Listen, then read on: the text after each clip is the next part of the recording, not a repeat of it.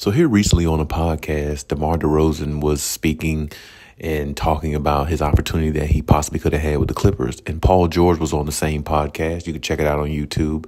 And they were just talking back and forth about a lot of topics, really, not just them and the involvement of him possibly getting on the Clippers at that time, but more so they were just talking about a lot of different topics. And of course, that one, struck me the most, like it struck a lot of people. And, when you look at that in its entirety, it sounded like everything was a done deal. It was a go, except the contractual part of the situation just wasn't right in its own. And that's what DeMar DeRozan says, everything just won't right in that aspect. But for him, like he spoke on, he said, thinking about the situation, like him, PG and Kawhi, that would be like lit. That'd be fire. That'd be crazy. If they was all on the same team. And, he said that, just thinking about it, it would really be an exciting opportunity, and I think it would be. But there again, of course, it doesn't matter who's paired with PG or Kawhi, both one of the two. It doesn't really matter.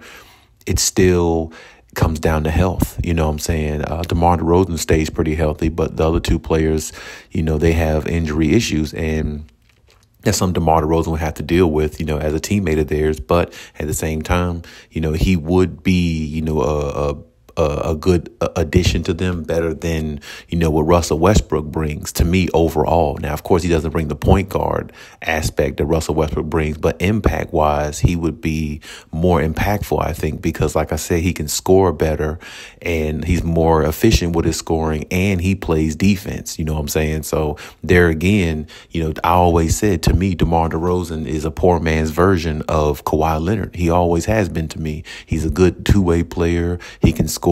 He can, he's efficient with his scoring a lot of times. And like I said, he can knock down free throws and he will go out there and defend the best player on the opposing team, no matter what he has to do. And I always respect that about his game. I've never been a big fan of DeMar DeRozan personally. I just think that, he's good. He's a good player, but he's not a number one guy. I think he's like a number two guy to me on a roster, not a number one. And I don't know if what's going to transpire from everything now, because, looking at that interview and everything and speaking on it, DeMar DeRozan also says, let's figure this out. And, at the end of the interview and, in hearing that, it makes me believe that, he definitely wants to join the Clippers. So he definitely has, aspirations or thoughts of joining the Clippers.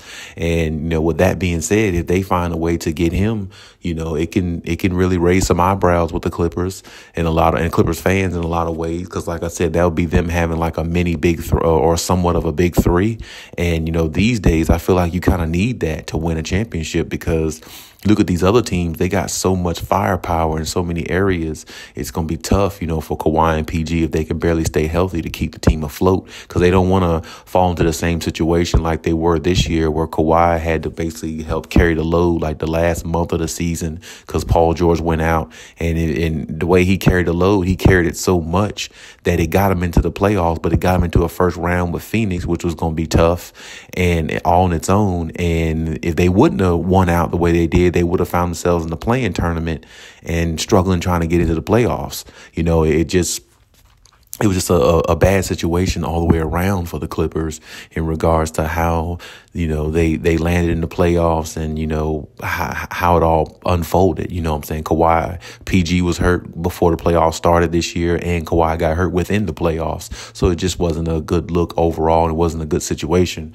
And like I said, I believe there is going to be more talks about this DeMar DeRozan thing, since I feel like he has aspirations of wanting to come to the Clippers, and him basically saying himself, let's figure it out, because that'd be a ideal situation.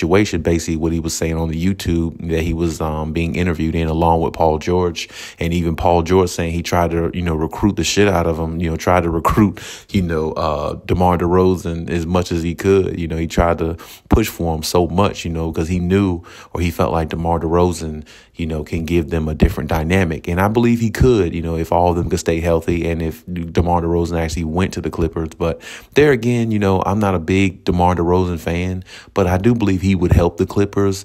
I don't believe he would hurt them. I believe he would be a better addition to the Clippers than what Russell Westbrook has been or what he could be going forward, because Russ really can't score like that. And he's too turnover worthy, and a lot of indecisiveness is in his game now where it doesn't allow him to dominate the way he used to. So it's like DeMar DeRozan kind of plays within his own means and everything, plays within his own skin, and that's kind of sort of what the Clippers would thrive off of. But, it's a lot going on with the Clippers right now. We don't know what head coach they're going to have. Ty Lue, that situation doesn't look too good the way things are going negotiations-wise, and, all the trade talks around the superstars of the Clippers and Kawhi and PG, it's a lot swirling around this team right now. So I don't know if the DeMar DeRozan thing would be an ideal situation at this time, not unless they put things together and keep the team together as much as they can and try to, allow, Kawhi and PG to come back and, kind of flourish in the offense and flourish in the team the way they always should have due to injury, reason why they haven't.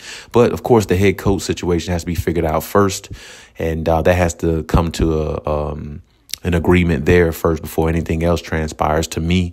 So we'll see what happens there. But, honestly, the Clippers, man, they if they do bring this band back together, they got to try to win this next season. I mean, really they do, because, it's too long they've been together without even at least being in a finals. You got to at least make it to a finals being together this long. And, Kawhi and PG, they got a lot harping on their shoulders. If they want to add somebody, possibility like somebody like, DeMar DeRozan, that's fine, but you got to make sure you win. I personally wouldn't go after DeMar DeRozan. I personally would leave him where he is if I was the Clippers organization, because, he's a good player. But at the same time, his game doesn't equate to winning.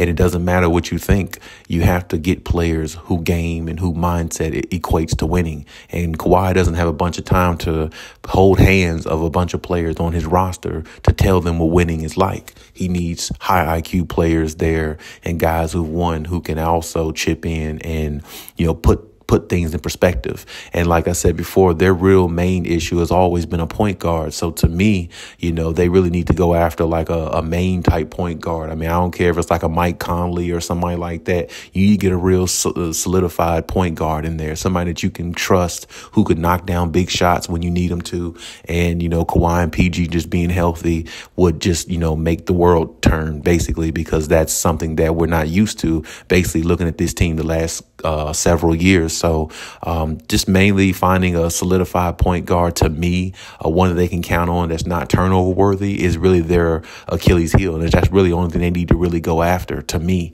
But we'll see what happens, and we'll see how the offseason, unfolds for the Clippers. But it's a lot of questions to be answered, and the Clippers are going to have to answer them real soon.